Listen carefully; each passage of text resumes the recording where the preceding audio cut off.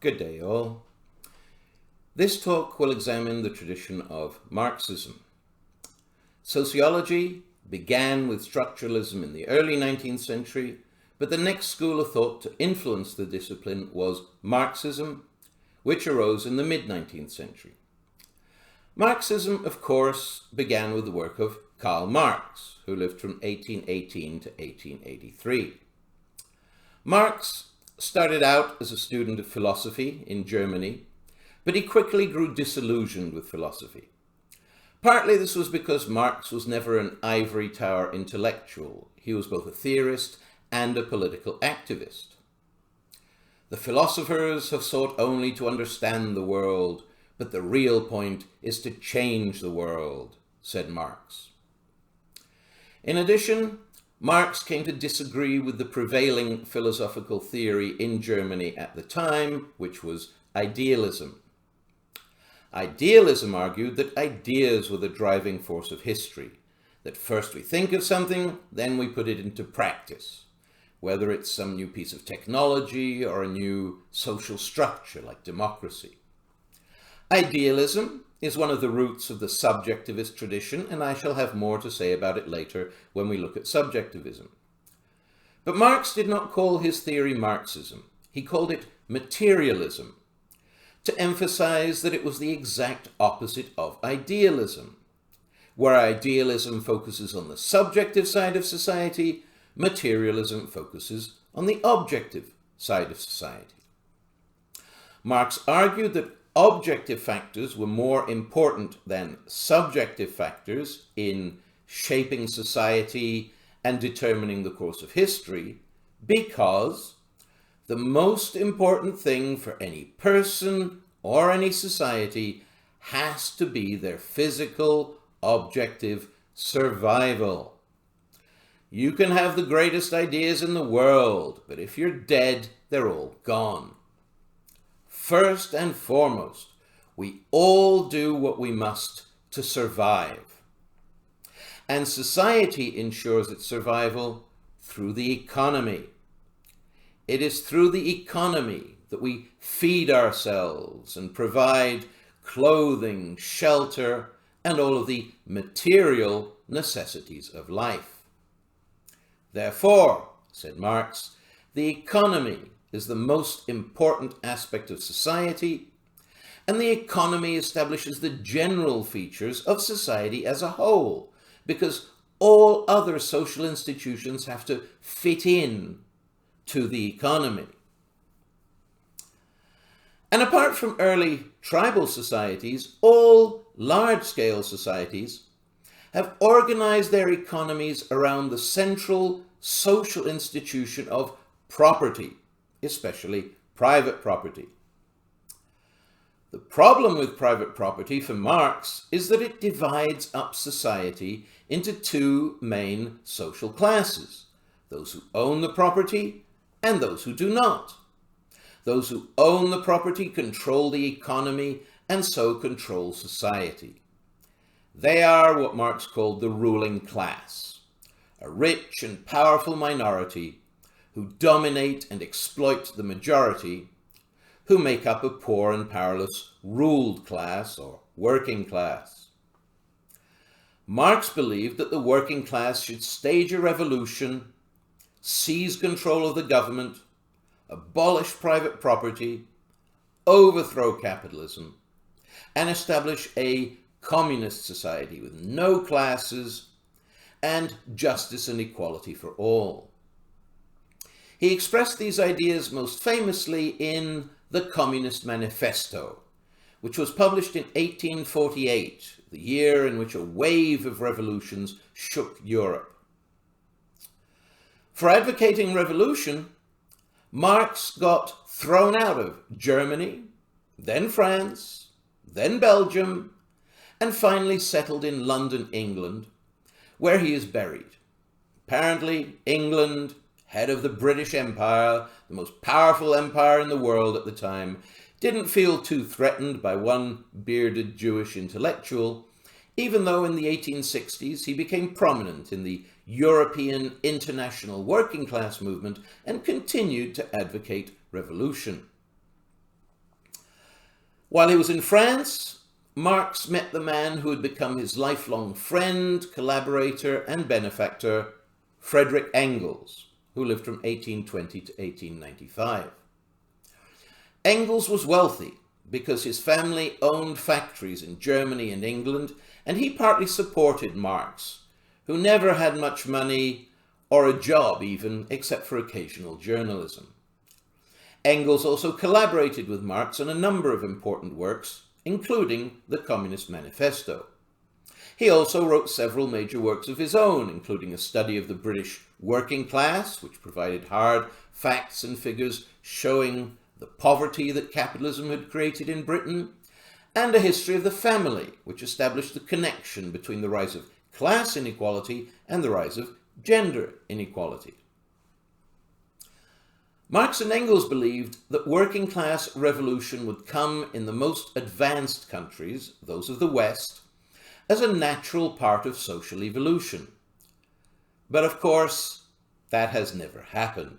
Instead, so-called Marxist revolutions took place in the East, especially Russia and China.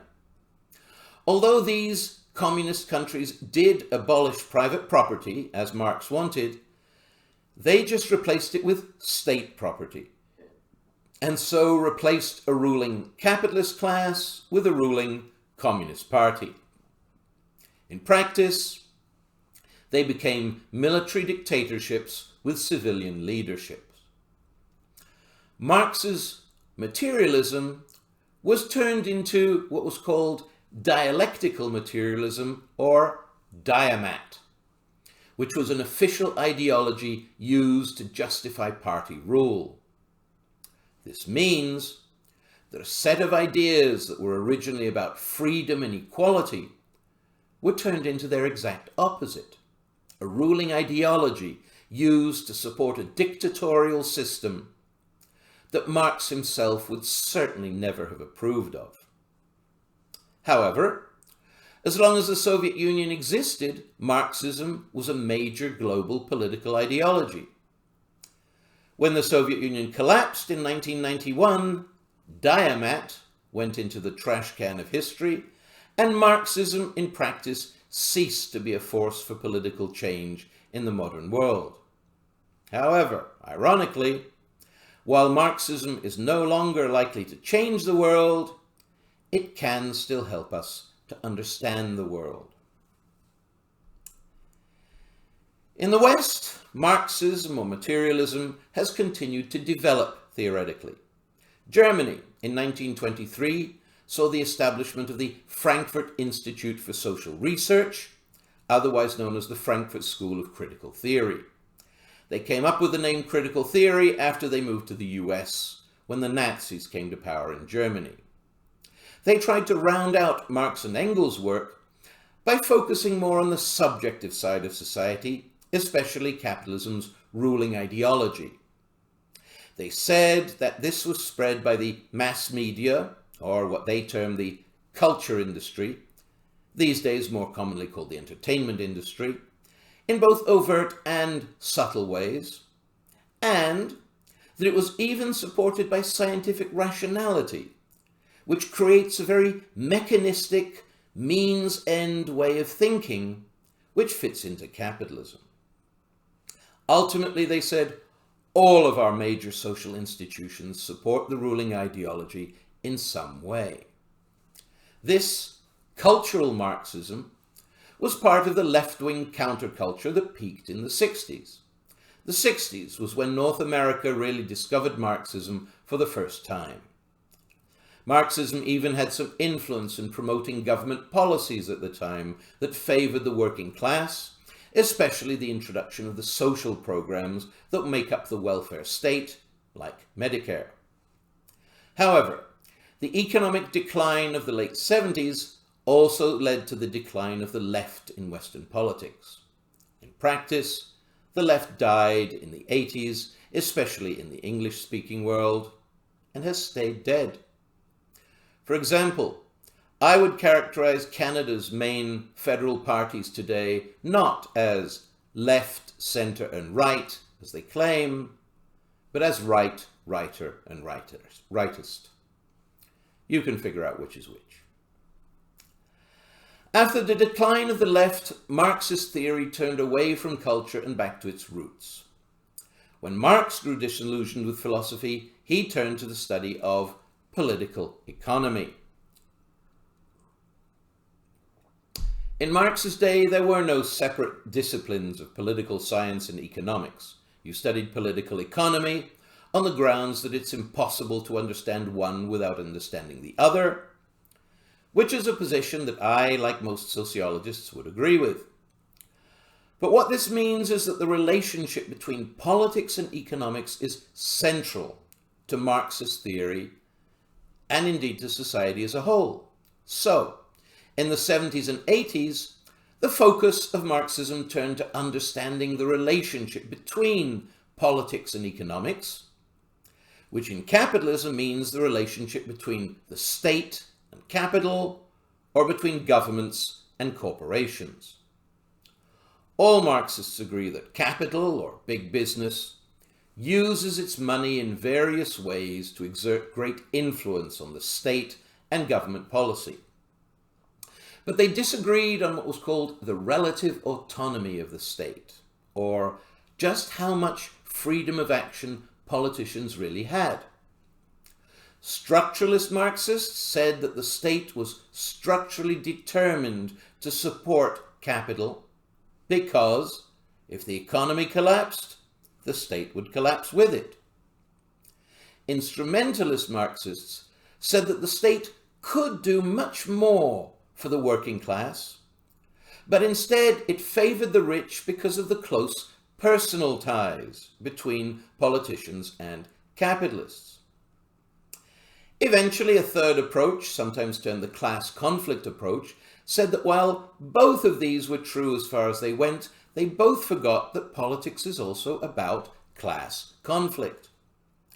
Class conflict does not have to lead to revolution, as Marx wanted.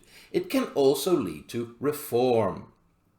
The Western working class does not and never has wanted revolution, but it has wanted reforms, like Medicare. Those reforms would never have come into existence if the working class hadn't organized and fought for them. As a rule, the working class loses more than it wins, since the capitalists have most of the money and most of the power. But the capitalists do not win all the time, so it is worth fighting for reform, even if it's difficult. And as Marxists have changed their goals from revolution to reform, they have been able, at least in general terms, to inspire new social movements, such as the Anti-Globalization movement, the Occupy Wall Street movement, and so on. This is because, while Marx's dream of revolution was always a non-starter in the West, his criticisms of the inequalities and injustices of global capitalism still remain very relevant for explaining the poverty and injustice that billions of people live in around the world. We all very much still live in a world dominated by a rich few, just as Marx said back in the 19th century. That is why Marx's ideas are still worth studying today. A written transcript of this talk is available in the video description box if you're interested. Good day, all.